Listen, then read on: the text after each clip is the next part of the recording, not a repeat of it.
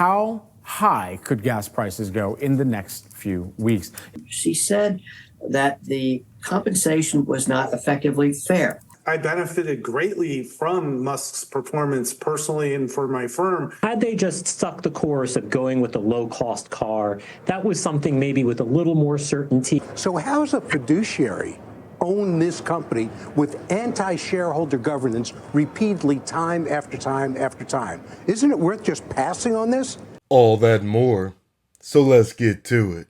Tesla stock is down in the pre-market today, a little over 2.5%. Sitting at 151.50, it would appear that Tesla is going to encroach again upon a 52-week low. How low can this stock actually go? Well, yesterday I sold my 170 put for over 300%, and I'm thinking maybe I should have held on to it, but no need to be greedy, right? Honestly, I'm looking for the shares to pop today or tomorrow, with aspirations of placing a cheaper protective put for next week. Needless to say, the next few months are going to be a bumpy ride.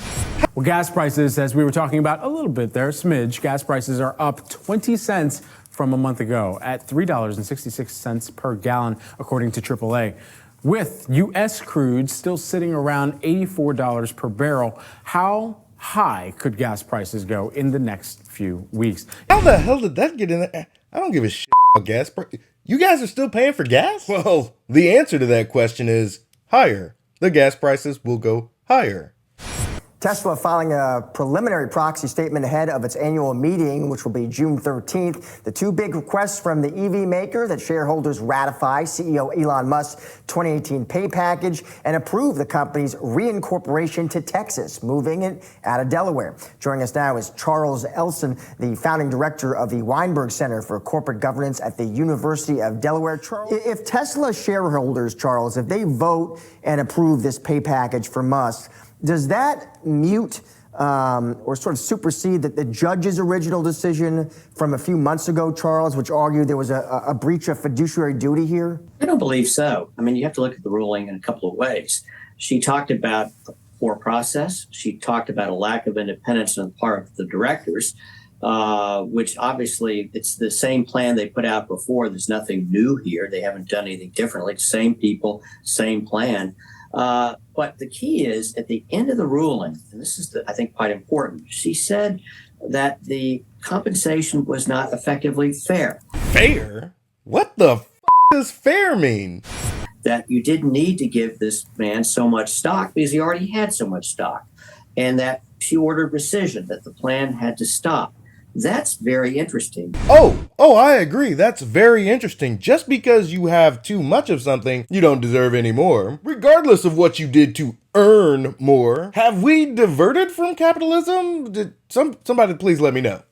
The only way this ruling makes any sense is if that the shareholders weren't fully aware of what was going on. That somehow this independent board that is not so independent misled investors in voting a particular way. The compensation package is redonkulous. Let's not get it twisted. But the feats that were on display during that time period, even more redonkulous. Now, I wasn't a shareholder back in 2018. I don't have a dog in this fight, but I will have my vote counted in June. And regardless of the results, I will accept them for what they are. And I don't need some judge to come tell me what's best for the company when they have no stake in it, defying the wishes of the shareholders. Dan, today you published a note saying that Tesla will reapprove the package, reincorporate in Texas. And you warned if Musk doesn't turn things around, things at Tesla could see darker days ahead. What did you mean by that? Yeah, well, first, Musk deserves this. This is something shareholders voted on, and it really was one of the biggest turnarounds that we've seen really in the history of public companies. You're damn right. If for Musk, look, this is a fork in the road period. I mean, we go into earnings next week. It's been dark days in terms of what we've seen. Deliveries were a train wreck. And you look at the cost cutting, this is something that's gone from a Cinderella story to, in the near term, a horror show. Musk needs to turn this around next week, but this comp package needs to get through. Do you think he should have even let this happen, the arguments over his compensation at this point? I mean, it is a distraction from other. I just mentioned Tesla stock, or its market cap, went from 1.2 trillion down to below 500 billion now. There's a lot on that plate. Yeah, and I think also he's created, I'd say about 30% of that, right? In terms of what we've seen on X, as well as some of the distractions in AI, the 25% that potentially he was going to take. But this is something that they are facing massive headwinds, and as Ross will talk about, but at the end of the day, Musk is Tesla, Tesla is Musk.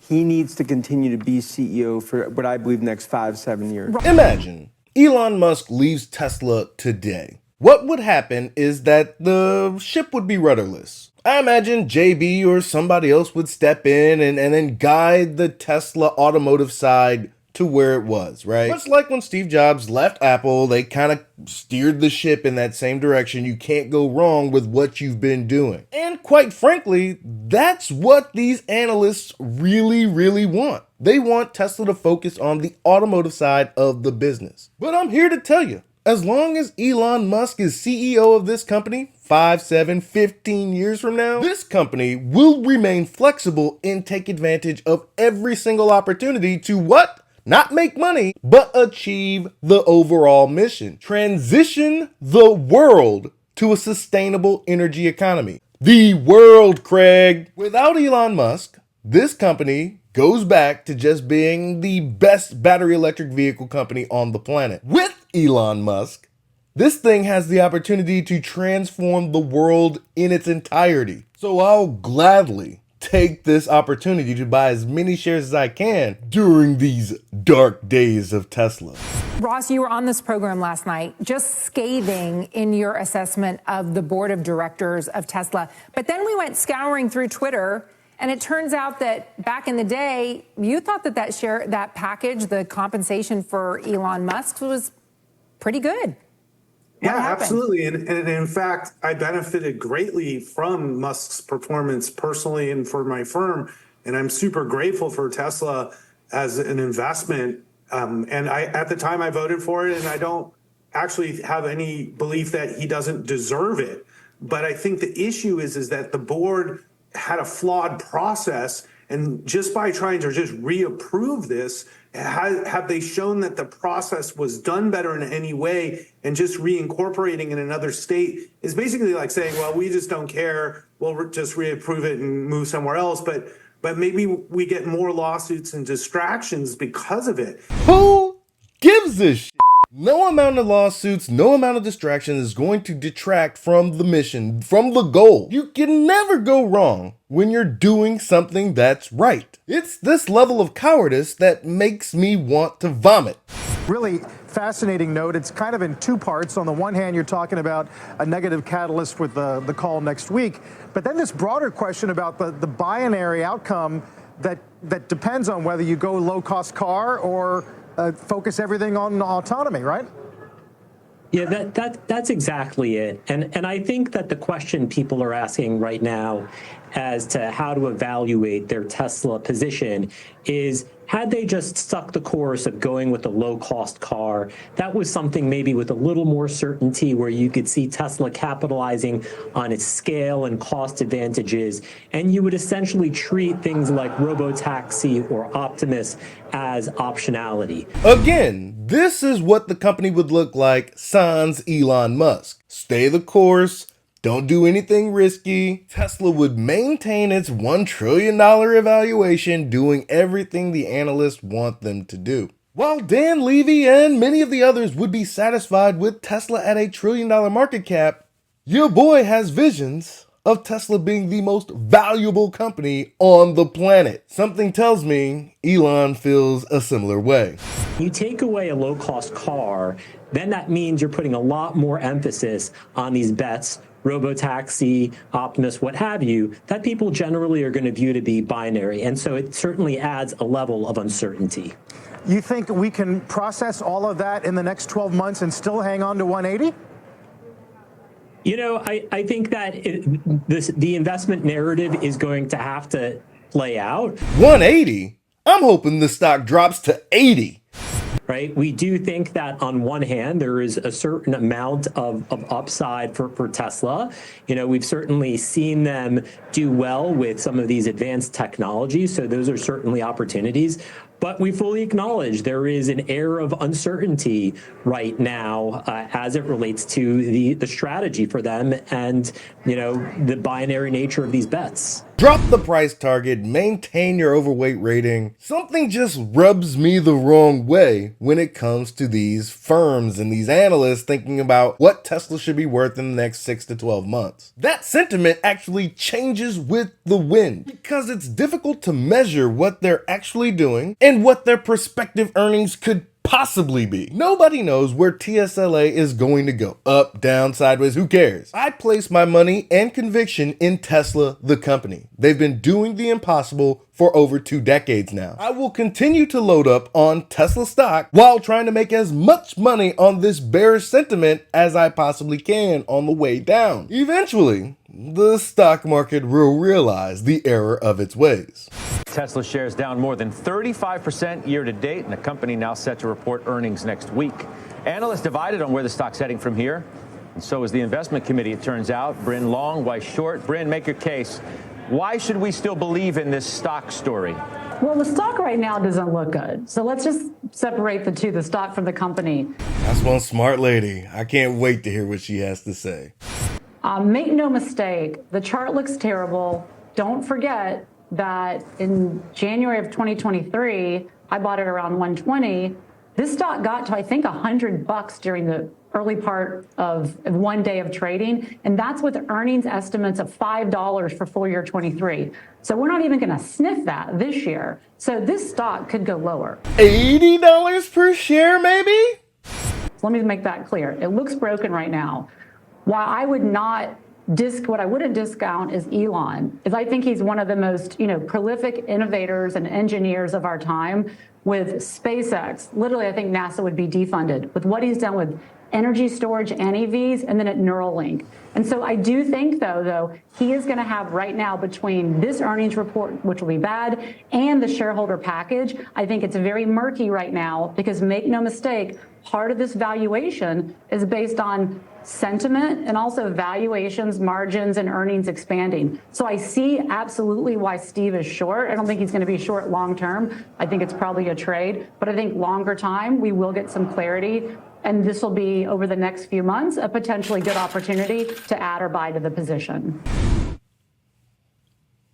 My question for Bryn, and I'm not trying to be difficult with this, is that as a fiduciary of her investors' capital, how could she invest in a company where there is no governance, there is no independent voice on the board, where they've gone out and made an acquisition like Solar City, right, to stop it from failing because it was his brother's company and because the federal government told SpaceX, you've got to stop buying Solar City bonds with the money we're giving you for R&D, where he's tried to buy, use Tesla to buy material for his house, the windows, where he wants a $55 billion pay package, and where we saw Jack Dorsey with 2 companies.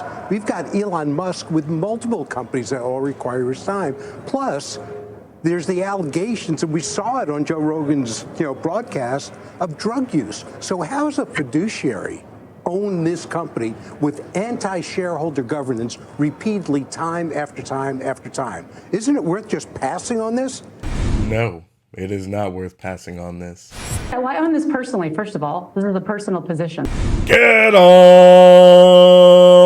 We love to own broad-based ETFs for the majority of our client base. So this is not a fiduciary decision. This is my decision. And so I think that, what you're pointing out, these things, I think you just don't like Elon. And so I think that if you separate yourself and say, look at this company, well, I think that's the truth, right? I'm not showing sentiment. Everything I said is a fact, Bryn. It's a fact. I know, but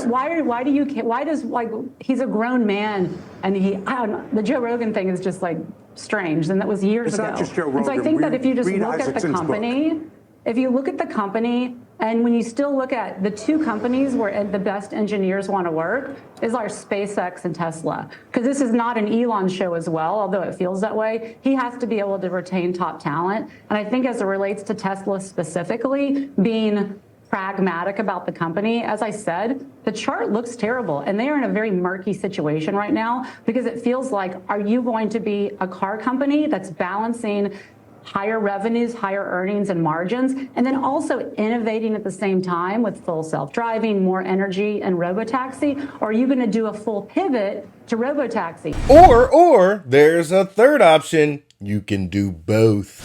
If this is principally a governance-related story, That's one aspect of it. sounds like it's a major one. However, you could, right? It's major. Even put that aside, the fundamentals deteriorating. Looks like Steve Weiss is going to go headlong into the bear narrative right now. Please pay attention and see if any of this resonates with you to maybe sway your decision on your Tesla position. We've hit limit in terms of the EV adoption. Wrong. They've got the oldest EV lineup in the industry globally. A lineup that continues to improve upon itself, not year to year, but day to day. In many ways, this is the freshest EV lineup in the industry today. They've got 20% of their revenues coming from China. We've seen what China has done. Okay, we've seen Apple move their supply chain to India.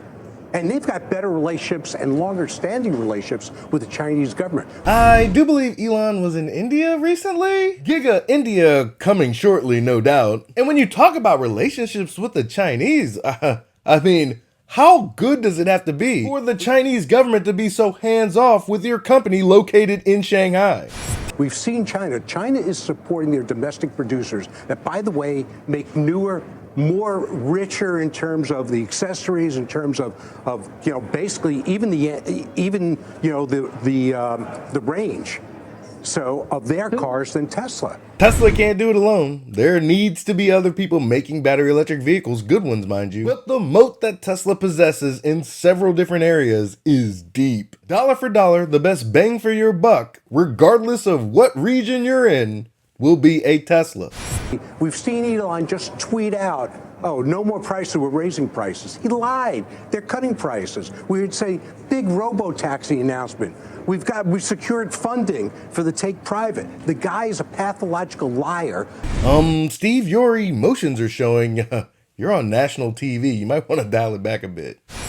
So forgetting about that, the fundamentals deteriorating. You've got lots full of EVs that are selling at major discounts from the major auto players that couldn't sell them. So the fundamentals are horrendous. What can I say? This is easy as Tesla makes it look. In Excuse me, China, one more thing. they actually, No, let Bryn go. one more thing. It's like one more like buzz line. It's like, once again, you just don't like Elon, by the way. And so it's like when you look Elon's a at, genius, and I've said that repeatedly. Yeah, you probably have said it repeatedly, but it doesn't mean the context is right. I mean, Lex Luthor is a genius, right? When you look at the EV market, they're actually continue to be with BYD the top selling brand in China. And so when we look at America, which is about 9% of the EV space, China, which Tesla was it's like the only manufacturing company that was able to build in China autonomously without having influence from the Chinese government. Get 'em! He has a very strong relationship. I believe they're about to announce they're going to be building their next gigafactory in India, a huge untapped market. Get 'em! Adam Jonas today at Morgan Stanley. Why do we remain overweight Tesla shares? And look, he's been, skeptical along the way about, the repeated price cuts and all the other stuff. We believe Tesla has significant attributes to be valued as an AI beneficiary, but the company must first see stabilization in the negative earnings revisions within the auto business. Auto business first. I mean, people are really focused on this auto business. I mean, it is a majority of what they do at the moment. But an AI beneficiary, it kind of alludes to that they're not leading in the space. Beneficiary, of course, but only because they are being a trailblazer in the AI space. This is why I'm so bullish. And as the stock continues to plummet, my bullish nature only continues to grow. It's almost at a colossal level. Bryn's entirely wrong about their ability to retain talent. If you take a look at Tesla and you take a look at, we just had 2 critical people leave Tesla this week. Their turnover in their executive ranks and their engineering ranks is legendary, is unprecedented. What? That's f***ing ridiculous. Drew was there for almost 2 decades. 2 decades! In Steve's defense, he's probably looking at it more like an automotive company instead of a tech company. People don't stay at these tech companies for very long. They typically move on and go do bigger and better things on their own or for various other companies for various other reasons. Steve Weiss thinks of Tesla as a legacy auto manufacturer when they're anything but. Notable people have been short, and it hasn't mattered because their shorts have been proven to have not worked well. Again, I haven't been short, number one. Number two, I understand. How many other EV manufacturers have we had over the last 10 years? Bryn? What, I don't even know what that means. How many price cuts have we had with Tesla models over the last 5 years? Steve, wisdom is chasing you if you would just stop. Okay? Like, seriously. Like, what the hell is she saying? I don't even get it. Steve, we're going to take a break. We're going to take a break. Just admit you're wrong and the stock is going lower. And I'll buy more lower. That's what you should be saying. Facts are facts. There's no fact that the stock is doing anything. There are facts with everything I said about the governance, about the price cuts, about his tweets that have all been wrong, about the competitive landscape, about the appetite for EVs. Those are all facts. Bryn, we'll see. yeah, we will.